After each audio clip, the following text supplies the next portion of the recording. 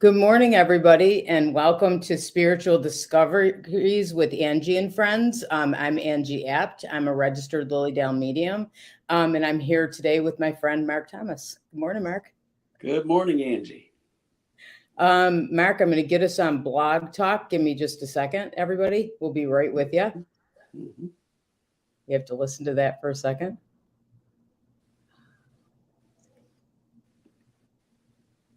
Karen, it's not letting me connect. My tech person will help us get connected, everybody. Just bear with us.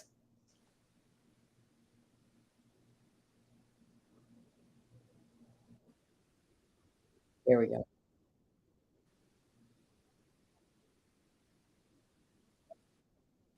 Okay.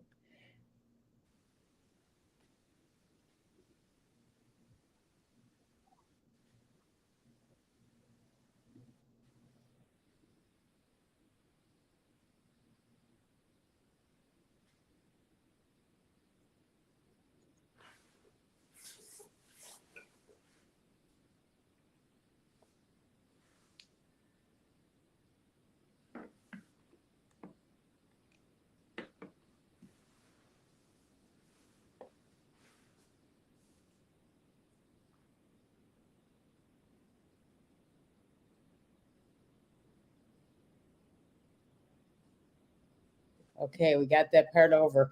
So, good morning, everybody. Again, if you're tuning in, my name is Angie Abt. You're watching Spiritual Discoveries with Angie and Friends, and I'm here today with Mark Thomas. Good morning again, Mark. Good morning, Ange. Yeah, it looks like it's a sunny day where you are. It is indeed. It's a beautiful Yes. day. Yeah, Yeah, yeah. yeah, beautiful. So yeah, we had 50s here in Lilydale yesterday, which was kind of nice. I was out walking all around. Yeah, it's 80 down here in Florida today, so I'm looking forward to getting out to the beach later on. That's So, yeah, perfect. Yeah, perfect. So good morning, Joanne, and good morning, Anne Marie. Everybody, say hi to us and let us know where you're from, okay? And as Mark and I talk, if you have any questions, we absolutely welcome questions. Good morning, Tracy. Thanks for joining us, everybody. Okay, so Mark, before we get started, we have lots of things to talk about. And first thing I wanted to bring up is, Lilydale and you, we lost an important member of our community and of our family, Elaine Thomas. I just want to offer condolences. I know everybody misses her. Yeah. thank you. Yeah, yeah. January 14th, she moved on to her new address. Let's put it that way. Yeah, her new She's address. still very, very much engaged. We keep getting what I call affectionately Elaine sightings, where people Uh-huh. say she showed up here or said something to her there, them there, here or there, whatever. So it's been kind of interesting to get those reports from people. But yeah, she's still engaged doing her work, just on a different plane. Yeah, she sure is. She sure is. Her presence was strong, and so many people in Lilydale, as I'm talking to people, are constantly saying Elaine was a true spiritualist. Elaine was a healer. She was kind, one of the best mediums ever. Well, she had that reputation and she lived up to it. Yeah. Yeah, She she sure did. did. Yeah. I remember coming to Lilydale for my first reading. I was probably in my early 20s and got a reading from Elaine. And I have to say, it changed my life.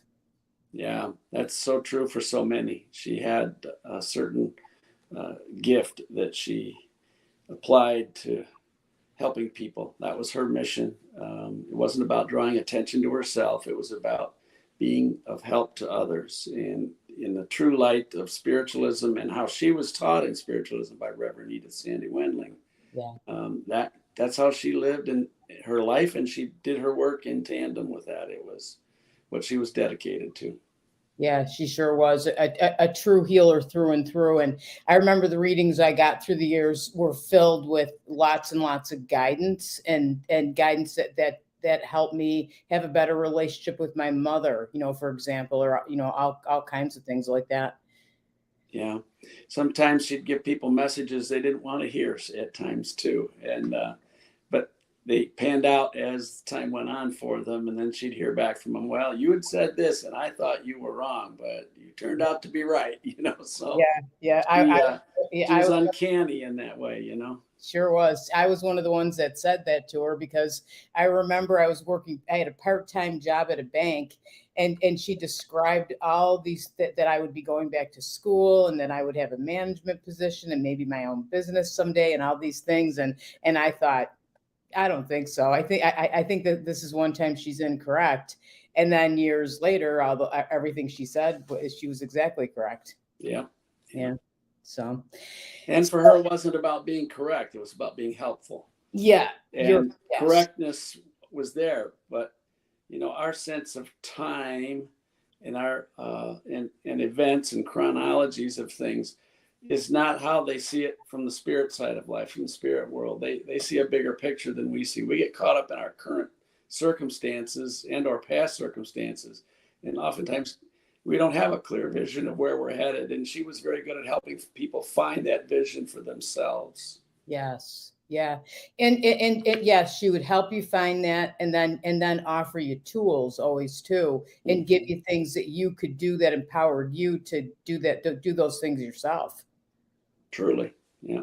That was Elaine. Yeah, amazing. So, well, I know I want to talk to you about, because I know, so you and Elaine got married in, I think you said 82. Yes. Yeah. And then in 87 you started spiritual insight training. Yeah. Yeah. Is that, but you didn't call it that back then? No, it was called Channeling in You for the first couple of years, and then we switched to spiritual insight training. Yeah. Yeah. Yeah. So can you talk about that? How did you start that? And I know it's a groundbreaking program, and I want to ask you lots about that. Yeah, well, back in the 80s, Elaine had finished her training and had been ordained for a number of years when we met in 82. And I had asked her, I said, I wouldn't mind learning those things you do. I don't want to do readings. I don't want to do that kind of work. But, learning how to work with my intuition on deeper levels and my innate, what she called your birthright capabilities, how to develop those. And she said, well, we'd go and sit in these circles with Reverend Wendling or other teachers from the church, and then people could give a message after the message came through Reverend Wendling or other people, and I said, and how long have you been studying like this? 12 years. I said, Elaine, people don't have 12 years to devote to this kind of stuff. The world is changing fast, and if that's the way spiritualists are still teaching, it's old, it's outmoded, it's outdated.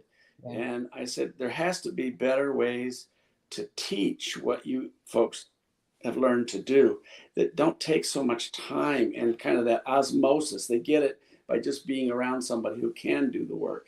And they didn't know how to, from my perspective, they obviously didn't know how to teach it terribly well. They knew how to do it, but how to teach it was another story. So Elaine, being a school teacher, she had was a reading specialist in one of the public schools in Western New York. And then she had left that to do the ministry full time by the time we met. Mm-hmm. She already knew about teaching methods, and I had courses in college as well in educational methods and psychology. And so I said, we've got to search this out better. And so we went on about it was close to 5-year journey of looking at alternative ways to teach the spiritualist, mediumistic, clairvoyance, clairsentience, clairaudience, even spiritual healing methods, that would accelerate the pace of learning for the students that were coming to learn this material. And as Elaine said, it's your birthright. So if it's your birthright, it's got to be easier than this to get back to it. And so we worked for 5 years, and she was continuing to do her work, teaching and readings, and I was doing a lot of work too in counseling and therapeutic arenas.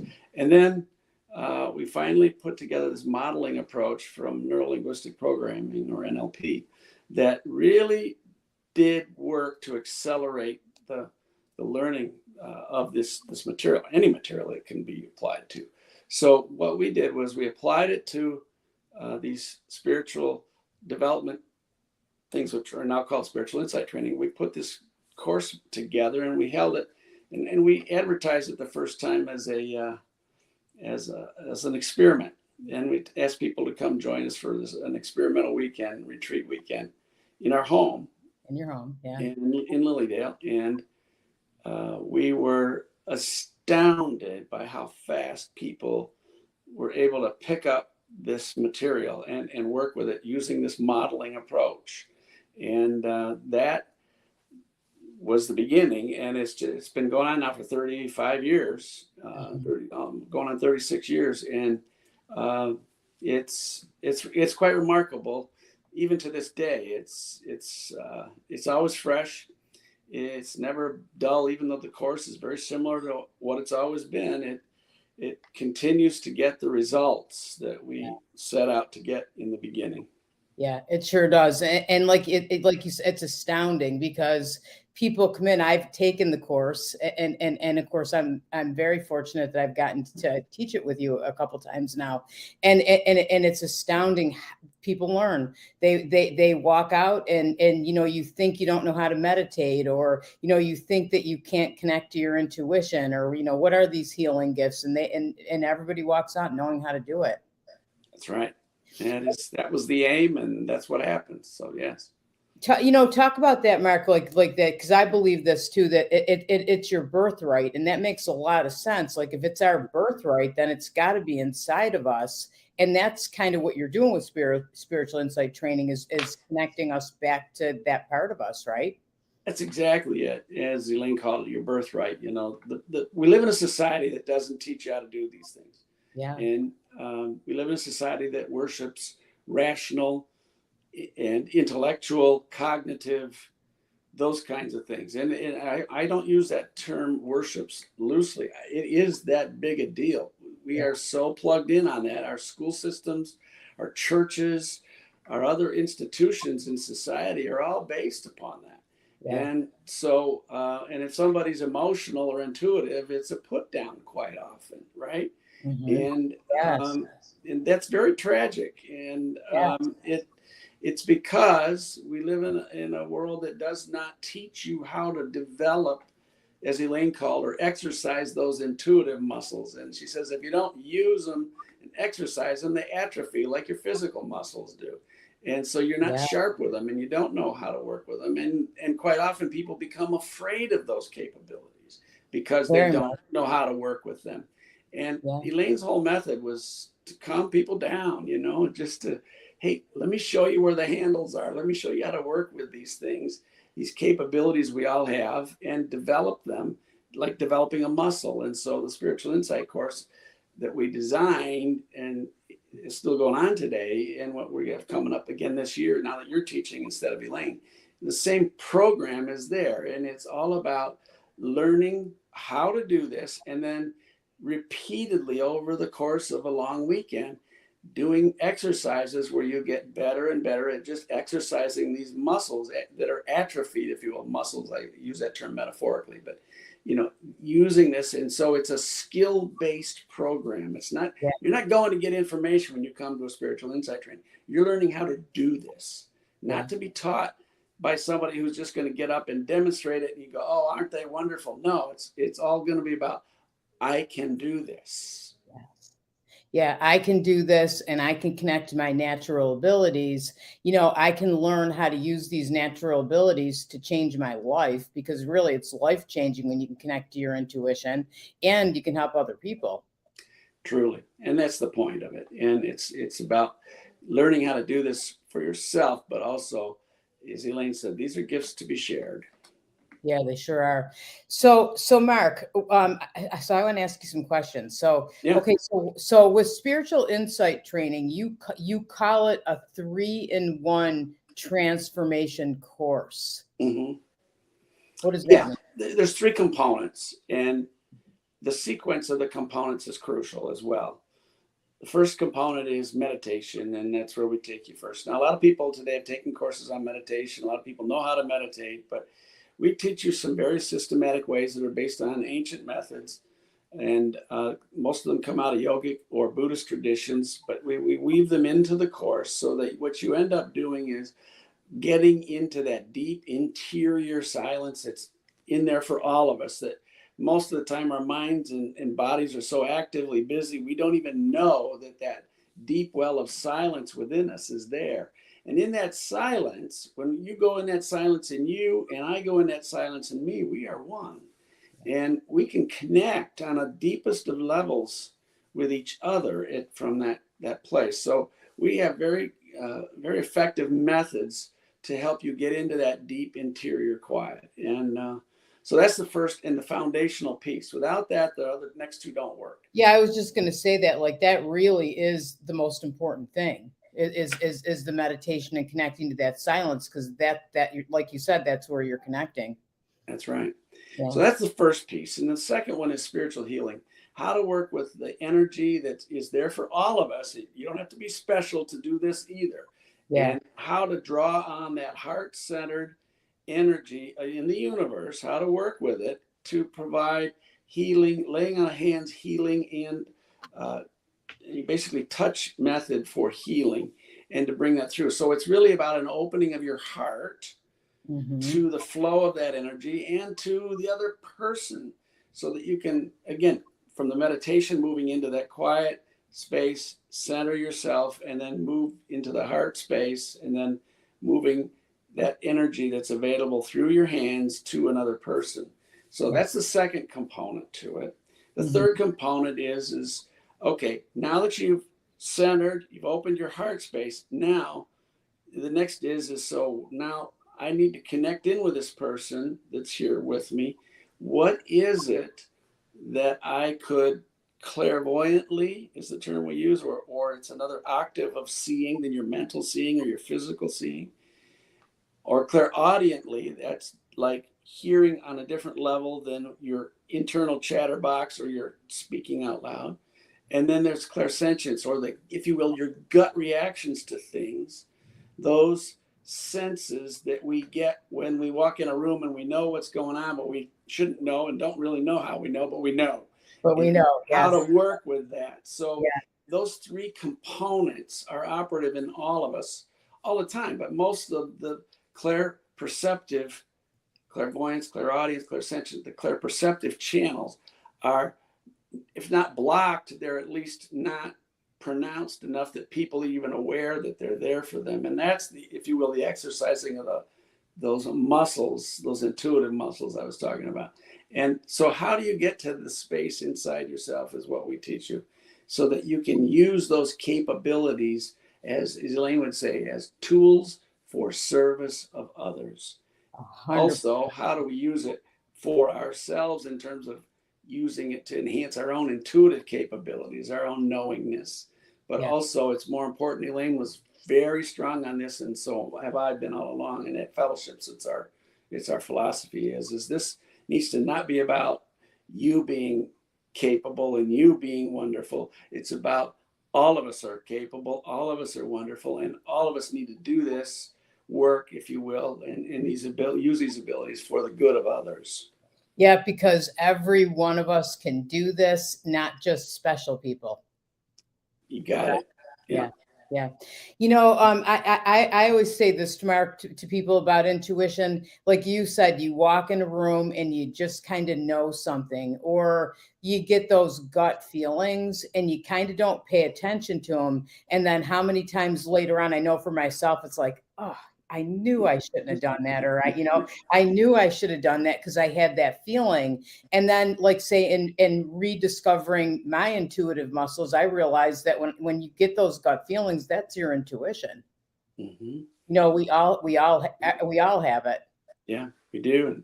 And it's to our advantage to pay attention to it, and to our disadvantage when we don't pay attention to it. Oh, so many times, like that I regret that I just knew something and didn't pay attention. You know, I have to ask you, because we talked about meditation, and you're right. You know, nowadays there's a lot of people who meditate, but there's still a lot of people that feel like they can't. And I've had people say, I don't know, you know, if I should come to the class, because I don't know if I can meditate. I can't stop my thoughts. Yeah, that's one of the biggest misconceptions about meditation. People have come to think that having thoughts and body sensations, emotions, whatever, during meditation is your foe, and actually it's your friend. the bottom line is when you slow your body down, you slow your breathing down, you sit down in a chair or on the floor, whatever you're going to sit down to meditate, what ends up happening is you are slowing the body. And as soon as you do that, we are not a separate minded body. We're all one. We just think Yeah. we're separate. And what happens is when you slow the body down like that, it's going to generate thought. It's going to bring your awareness to body sensations. It's going to bring your awareness around to what's going on inside of you versus outside of you. Well, that's going to generate thought. So get over it, folks.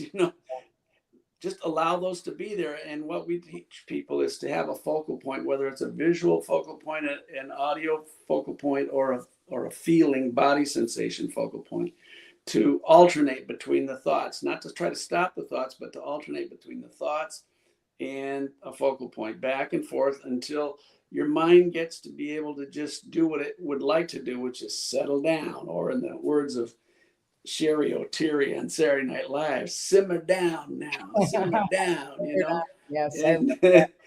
and but you don't have to force that. If you try and force it, your mind's just going to go, blah, blah, blah, blah, blah, blah, Yeah. and you're going to feel like agitated. And the other thing we teach people is do not evaluate a meditation in the meditation. It's a waste of time.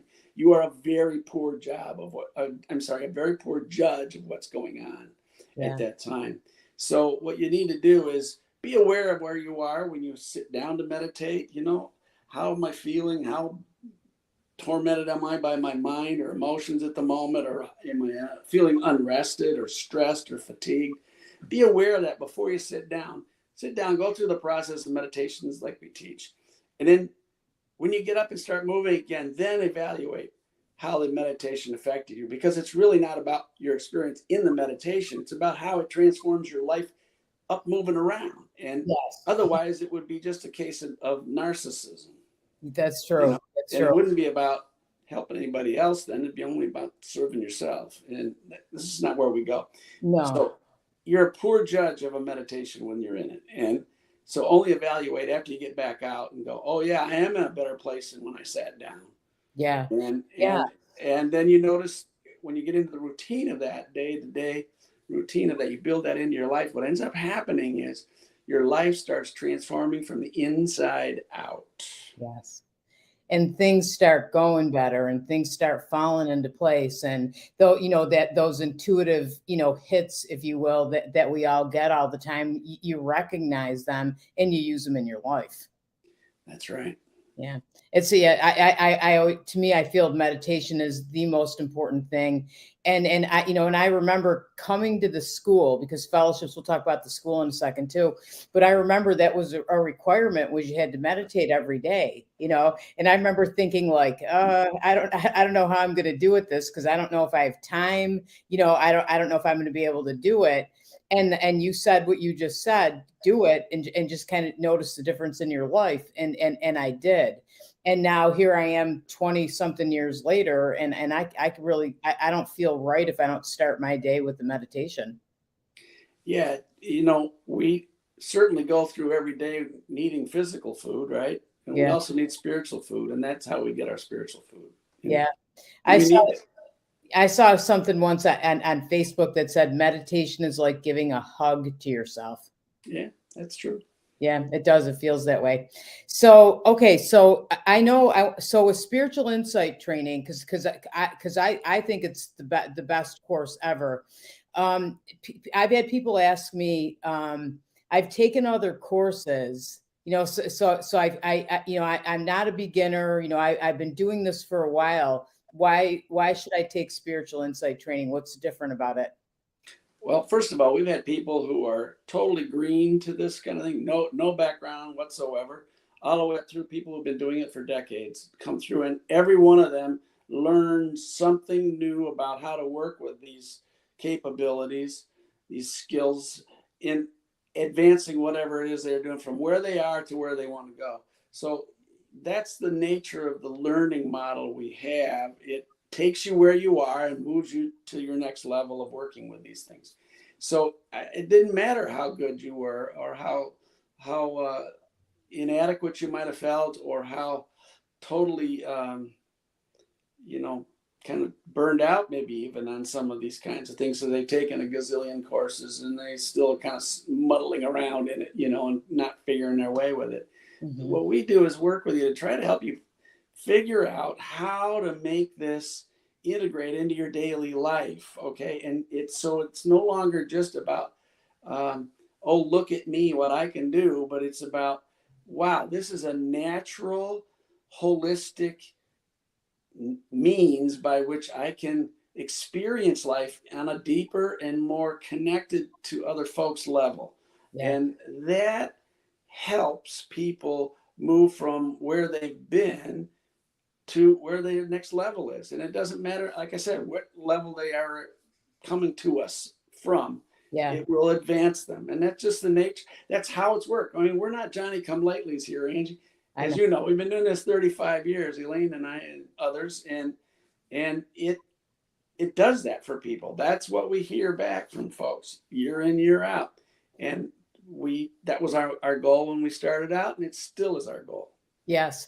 I remember, well, when I came to spiritual insight training, I had been doing readings and kind of sort of happened in a random kind of way with my friend Sandy, who and and I tell lots of stories. I've told you lots of stories about her. But I remember coming and I thought, I know how to do this, but I don't know why I know how to do this. And it kind of scares me a little bit.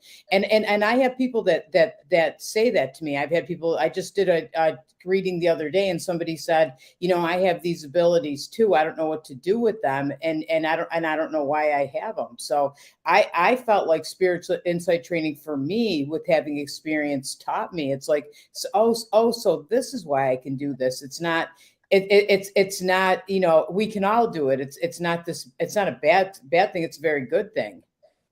Yeah. It reduces the fears Yeah. on whatever level people are doing fear, for some, they're afraid of it because they don't understand it. Right. Some people are afraid of it because they've had experiences that spooked them. Some folks are afraid because it's just plain new, right? And Yeah. they fear things that are new. But what we do is help you get at ease with these things. Yes, yeah. Or even like,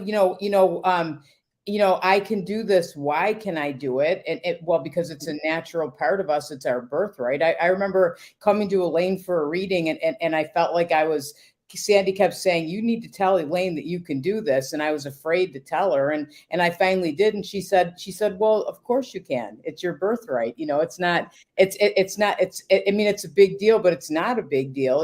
This is a natural thing for all of us. Mm-hmm, exactly. And Elaine was real clear with people on that all the time. As she said, she says, my main job is to work myself out of a job.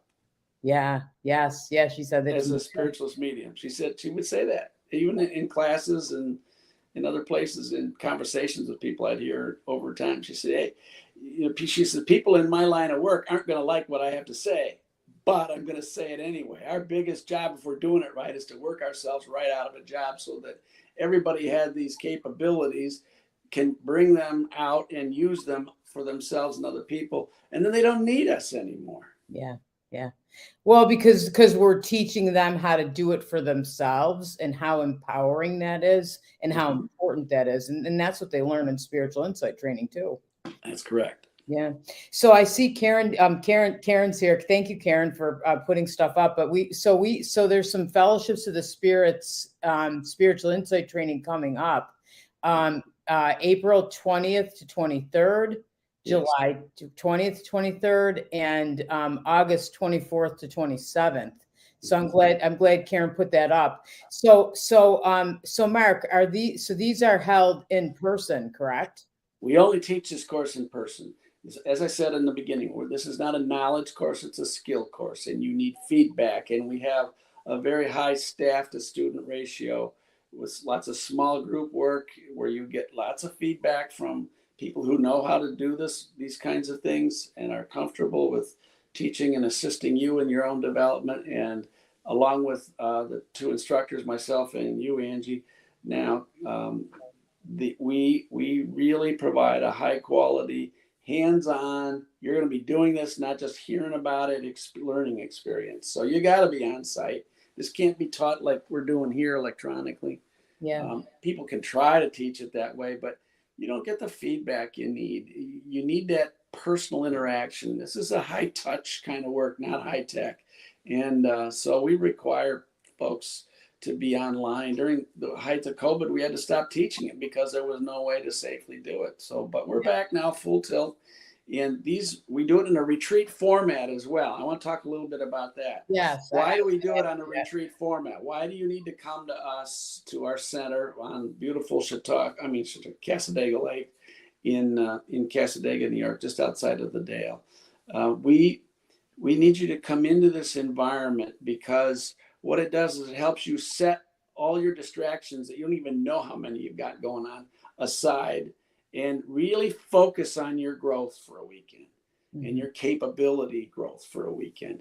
And we find that is the best method. We provide food. We start on a Friday evening after dinner, and we go through that evening, and then we start Saturday morning again, and we go through into the evening. Friday into the evening, Saturday as well all day, and Sunday till about 4. It's a highly intensive weekend, and we have tremendous staff. We have good quality meals that we provide at the lunch hour, so you don't have to go out. You get your own breakfast out, and you get your evening meal out. But we do provide lunches to help you get together and visit with your classmates over lunch and so forth.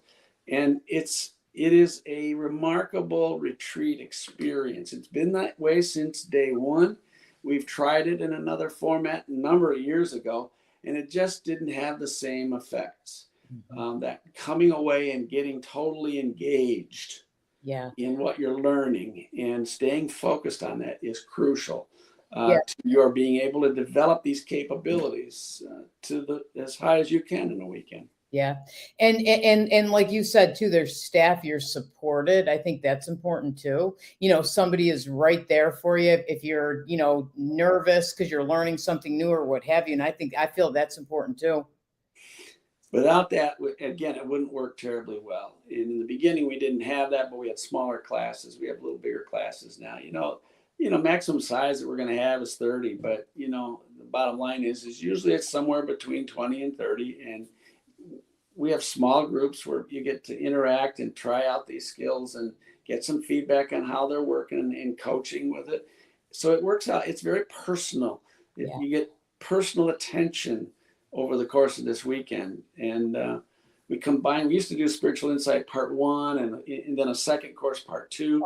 We've combined them now because people are able to learn even faster than they did. And that's been an important shift that we've done over the last several years. At first, we were a little nervous again because we didn't know if people could handle and integrate this if we pushed them all together in a weekend, and we did, and it's really working. And so now it is the way we teach it nowadays. And there are people who have done Part 1 before and want to do Part 2. You could jump in. We'll let you come in and jump in on Friday evening and go through the weekend, which is the portion of the course which is really heavily focused on what we would do in a Part 2. So if you've missed out that opportunity to Part 2 by itself, you can still pick it up with us here. We have that capability of bringing you in. I'm glad that you said that, Mark. Your answer, I have my question. You're answering it before I ask. Must be I'm intuitive. It must be you're intuitive somehow. I'm using my intuition. Yeah, but I'm glad that you said that because I've had a lot of people ask me that, like, I took Spiritual Insight training 1 year ago, but I didn't take 2, and now you don't offer 2 by itself. But that doesn't matter. You can still. We'll work in. Yeah, you can do it. And at the right place. Yeah. And I'll tell you what, too, I went back before I went to the school. I took Spiritual Insight training a couple of times, and learned something different every single time I took it. That's right. You do. And it's like the Zen folks say, you can't step in the same river twice. Oh, that's good. I like that. And that's true. That's true. Because I remember that. And it was the second time. I mean, some similarities, but things I didn't remember at all, and certain things I understood that I didn't understand the first time. Yeah, because you've grown and you've applied it. And then you come back in and you go, oh, my goodness, I didn't even remember that. Did you talk about that last time? Yeah, we talk about the same thing each time. And people go, I never heard that. Well, that's because you were working on something else inside yourself at that time. It was important to you then. Right now, like I said, you think you're stepping in the same river, but it's not the same river. That's true. That's true. So how did you go from the spiritual insight training classes? So you had those for 35 years now, and then there got to be fellowships, the Spirit School of Healing and Prophecy, and I remember, like, and I tell people about the school, and I remember finding out about it that I was so happy. Like there's a school that you can go to learn this stuff. Like, that was amazing to me. So and it still is to people. So how did that start? And you know what, I have to say this too. Fellowships of the Spirit School. I've taken a lot of different trainings through the years and talked to people, and really it's the best. It really is. Thank you. Yeah. We when we got done with the part 1 and part 2, now it's combined, but in that time it was separate. We had people say, well, we want to keep studying with this method, and we like this learning method, and how can we continue? And we said, well, we'll get back to you. So Elaine and I talked it over, and Elaine had a lot of contacts in the field of spiritual healing and mediumship and prophecy and intuition and all that. And she started asking around. She told them about our learning model, how we were doing, and would they have an interest in being part of a faculty if we started a school. And she was fairly easily able to connect a whole faculty together, all of whom had decades of expertise built up, who we could use this same modeling approach with them. And so it wasn't just about Elaine's method, it was about other people's method. It wasn't just about one healer's method, it was about multiple healers' methods. And how they approached and how they did their work. So we said, we'll put a program together that is the modeling, same learning process, but we'll bring in a different teacher each weekend or each time you come in. Or in the case of the opening week long that we do with the school, multiple teachers. And you can learn from each of them. And as Elaine would say, seize the best and leave the rest. What works the best for you, you'll have and can add to your toolbox. Yes. Capabilities. Yes. And so it's not just Elaine's way to do things, or now in the case of Tom Kratzley, co-director, and he's now directing the school. Yeah. In Elaine's with Elaine gone. We have this range of people with capabilities who are professional, who come from a good heart space, which we require of faculty. And the students apply the same learning methods to those faculty that come in. The interesting thing is these faculty learn very quickly with the groups of our school that they're with, that they're not amateurs, they're not beginners. So they're teaching things like they would teach to their advanced students.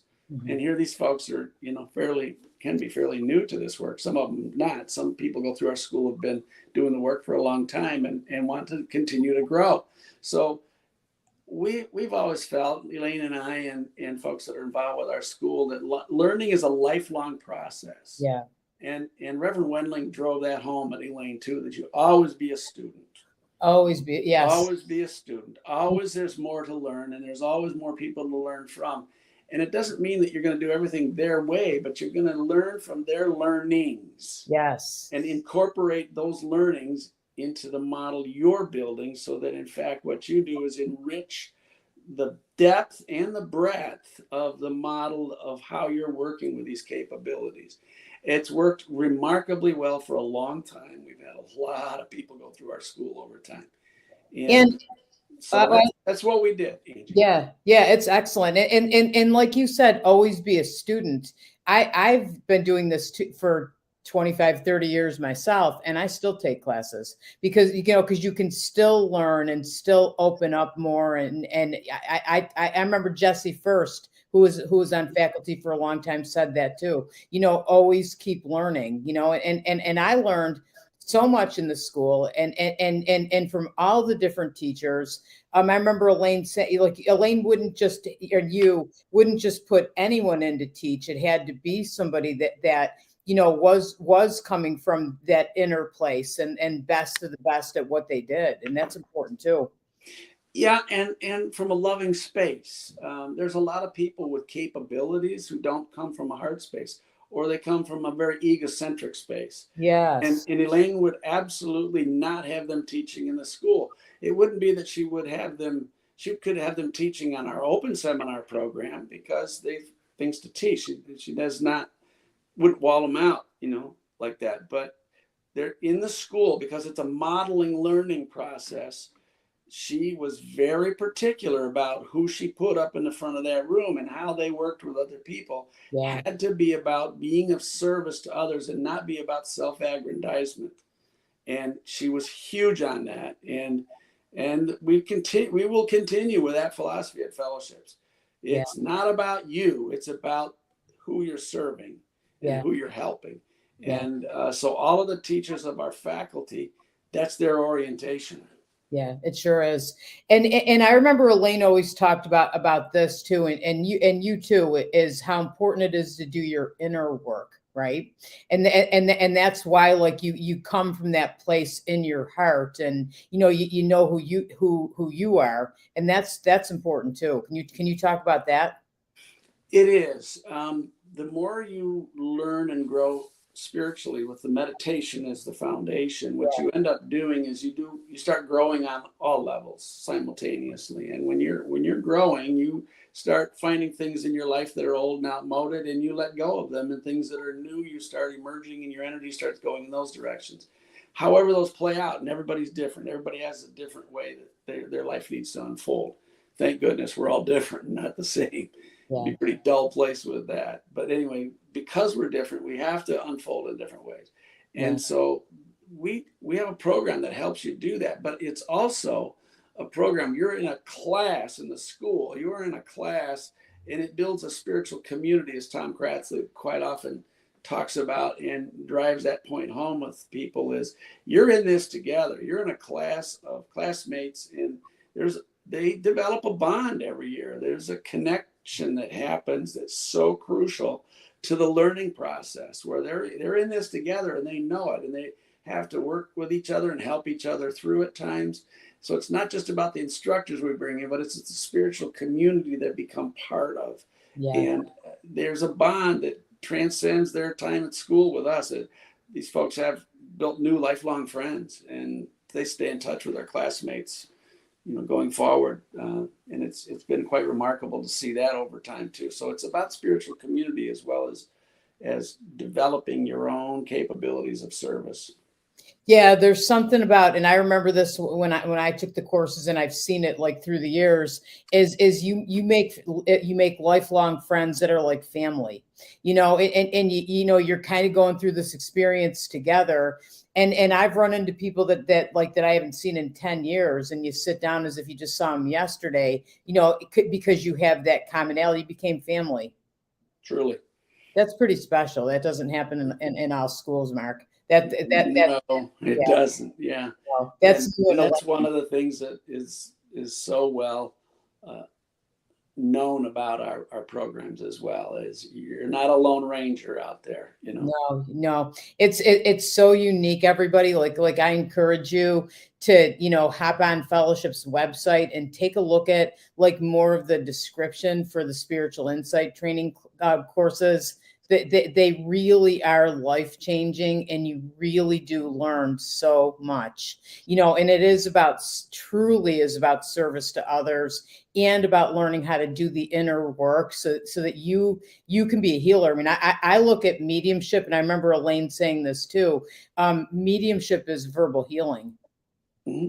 Yeah, she was real big on that. Yeah, that Yeah. was the way she framed it as she taught it, and she demonstrated it. Oh, we have questions, Mark. Okay, so hi, Yeah, Danielle. Are they available via Zoom or in person? And I think yeah. No, we covered that one, but absolutely no Zoom possibility whatsoever with this spiritual insight training. yeah, Danielle, you would. Cool. I know Danielle, you would love it, Danielle, and the in person is so important. Yeah. Excuse me. Joanne, I highly recommend the spiritual insight training to anyone who is curious about developing their abilities and improving their abilities. You're right, because you develop or you can improve. It is well-rounded, and the staff are so helpful and encouraging. You won't regret it. It's life-changing. Yeah. She couldn't have said it better, right, Mark? And that's the feedback we get and been getting for a long time. Appreciate the comments. Yeah, definitely. And so I want to ask you just about fellowships of the Spirit all the way around. Because what I know, and I've had a lot of people ask, with Elaine not here, fellowships of the Spirit's continuing on, right? I would say I have one sentence response for folks wondering about that. The mission was bigger than the lady, always was, always will be. She learned from a tradition of spiritualists. She learned from Reverend Edith Sandy Wendling, who was her teacher, Elaine's teacher, who lived to be 100 years old. And Elaine was her assistant pastor for a while before she went off on her own.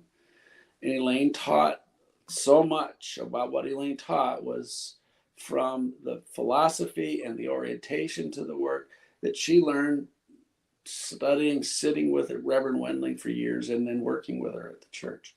Yeah. But Reverend Wendling wasn't the only person, because Reverend Wendling learned this somewhere as well. She learned this from none other than Sir Arthur Conan Doyle and his wife, Lady Doyle. Lady Doyle was a trance medium back in England, and Reverend Wendling grew up as a child in England and went to their home for trance sessions with Lady Doyle and Sir Arthur Conan Doyle. So, the bottom line here is yes, Elaine's gone, but what Elaine did and how she did it was not about Elaine Thomas. It was about a whole tradition of ways in which to work with these spiritualist teachings and how to do it from a very heart-centered space, a space, as we've been talking about here. This whole orientation to this work is yes, Elaine manifested that. She embodied it. She spoke it. She walked the talk. She was that. But at the same token, she was not a person that invented this. This came down through a tradition. It came down through a lineage. And that lineage continues. That lineage continues through her students. It continues through her husband, i.e., here I am, right? Yep. It continues through the organization called Fellowships of the Spirit, and will continue as a result. There is no end to it because Elaine's life ended. It was never about Elaine. Anybody that believes that there's a problem or that it would end because Elaine is gone has missed the whole point of Elaine's teachings in the first place, quite frankly. Understand it's a deeper mission, and it transcends one individual. And yes, we miss Elaine dearly, very much, and we will continue to do. But excuse me. Oh, I know. We all feel like that. She's It's just, she would have it no other way. I know. And she, and you're carrying on according to her wishes. She wanted you to. That's correct. And last summer when she couldn't teach, and, she said, I want Angie to take over my role at the teaching of the spiritual insight courses. You already were on the faculty of the school. And she said, I want Angie to pick up that role in the spiritual insight courses. So you and I got you up to speed to how to teach the methods, and you jumped right in and did a superb job. And now you're fully trained and up and running and ready to keep going with it. I'm here and continue to move these spiritual insight courses forward. Angie, you and I are working on the open seminar program that Elaine used to put together each year. She wasn't able to do it last fall, so we're a little behind the 8 ball timing wise right now, but we will be announcing in the next month a very robust open seminar program for fellowships that will come about, and it'll be, I think, in some ways more diverse and more robust than we've had in the past. So people will see as this year unfolds that yes, Elaine is gone, but fellowships is not going away. Yeah, and I fellowships is not going away, and Elaine's helping us still. We both, like you said, Mark, we both have had Elaine sightings, and she's guiding us still.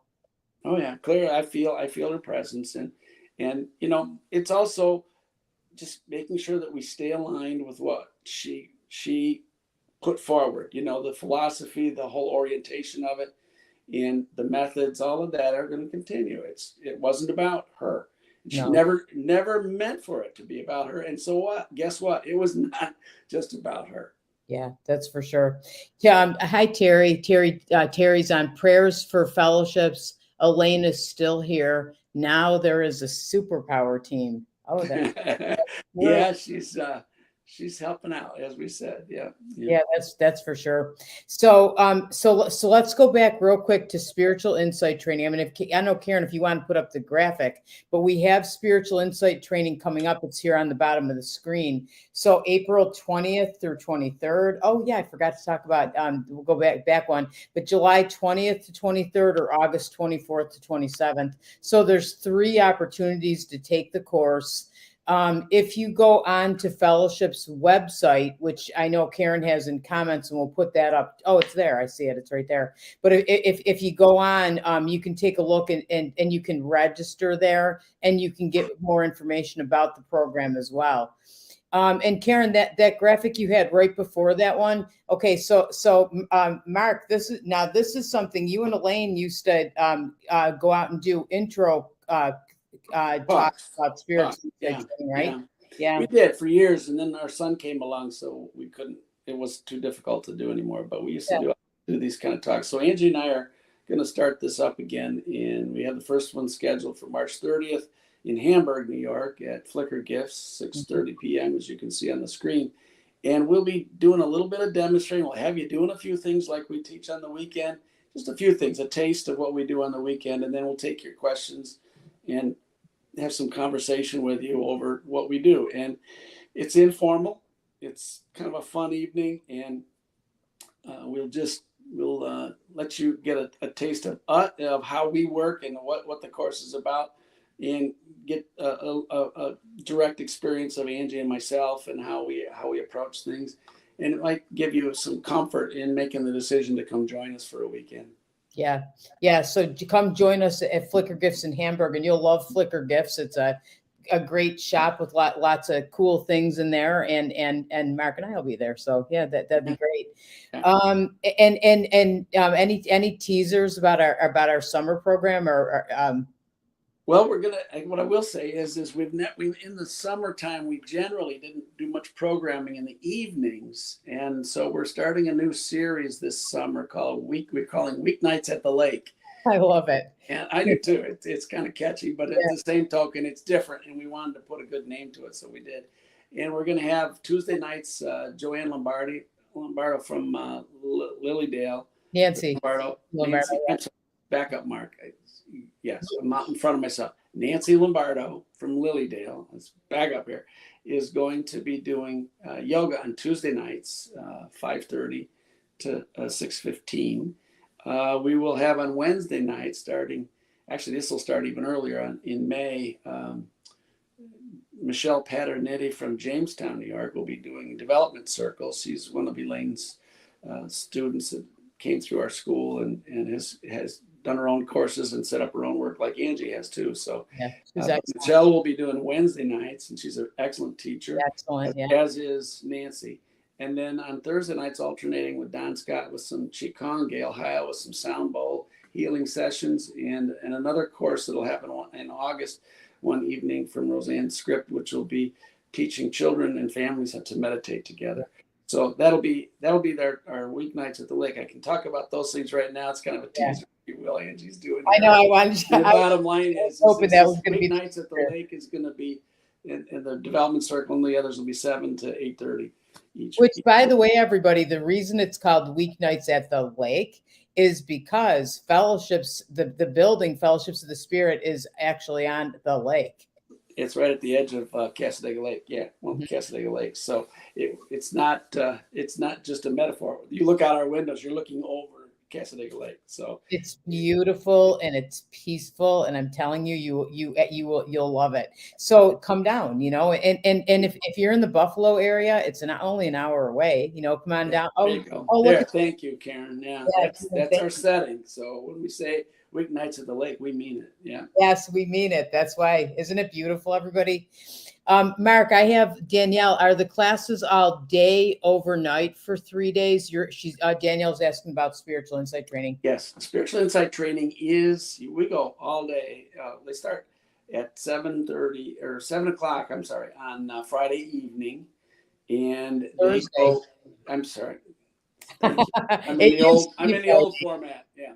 Yeah. Friday evening at 7, and it goes to about 10:30, and then we break for the evening, and then we start right in early at 8 o'clock on Friday morning and Saturday morning, same schedule, and Sunday mornings, and we go right through the day, right through into the evening with a lunch break and a dinner break as well. Yeah, you get breaks. You get breaks for sure. Yeah, Yep. we get breaks for meals, and then on a Sunday we go till about 4 p.m.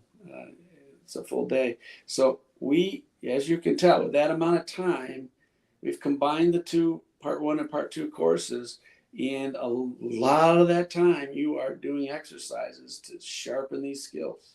Yes, very much.